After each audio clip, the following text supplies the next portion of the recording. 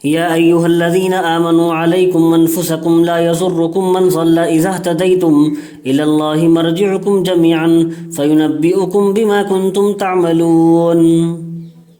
حضرات محترم، یہ آج فتنوں کا دور ہے۔ ہر صبح و شام ایک نیا فتنہ ظاہر ہوتا ہے۔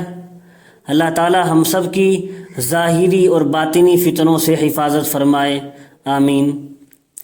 اور فتنوں کے اس دور میں ہمیں قرآن کیا کہہ رہا ہے کہ ہم اپنی اصلاح کی فکر کر لیں،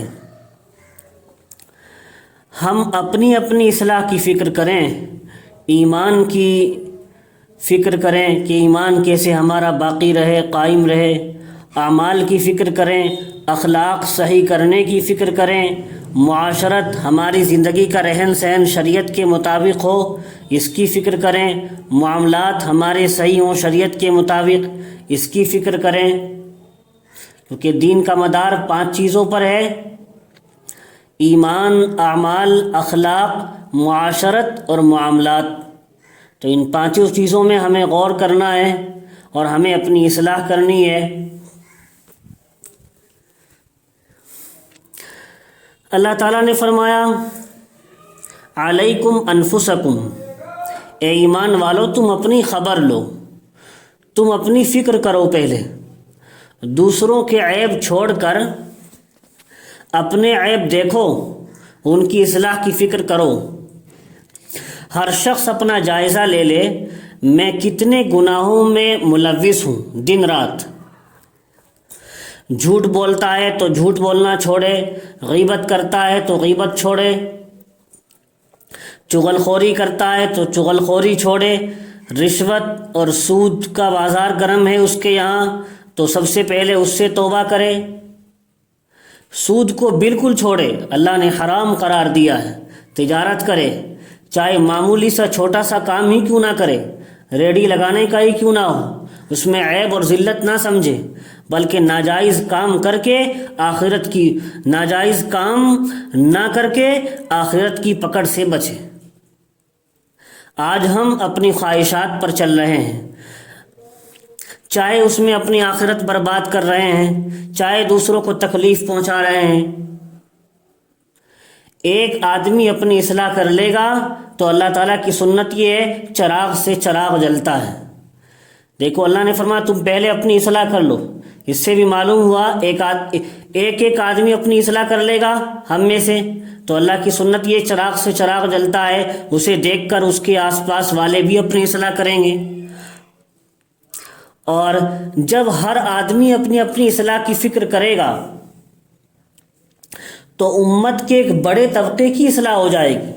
آج ہم دوسروں کی کمیاں بیان کرتے ہیں، اس میں یہ کمی ہے، وہ ایسا ہے، وہ ایسا کر رہا ہے، اور انہی تبصروں میں اور انہی غیبتوں میں اور صرف انہی تذکروں میں ہم رہ جاتے ہیں۔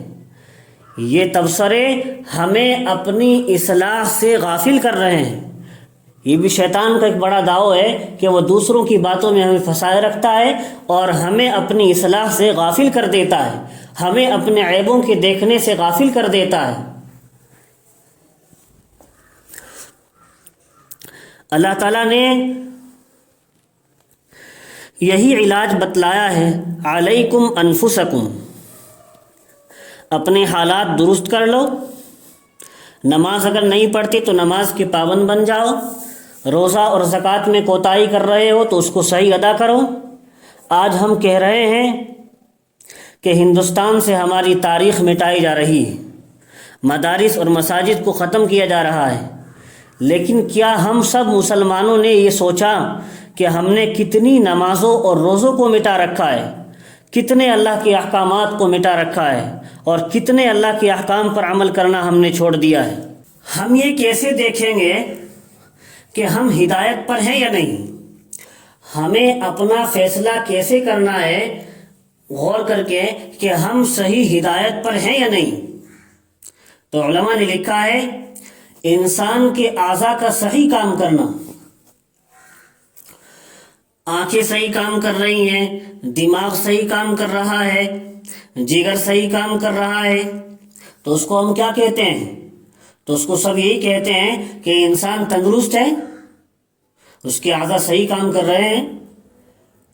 اسی طرح اگر انسان کے اعمال شریعت کے اعتبار سے درست ہیں، زبان اچھا بول رہی ہے، کسی کو تکلیف زبان سے نہیں دیتا، اپنے گھر والوں محلے والوں کے لیے سکون اور چین کا ذریعہ بنا ہوا ہے، کان اچھا سن رہے ہیں، غلط باتیں نہیں سنتے، پاؤں اچھے کاموں کی طرف چلتے ہیں، غلط کی طرف نہیں چلتے، اگر یہ باتیں کسی انسان کے اندر ہیں تو اسے کہیں گے کہ اس بندے خدا کو ہدایت نصیب ہے،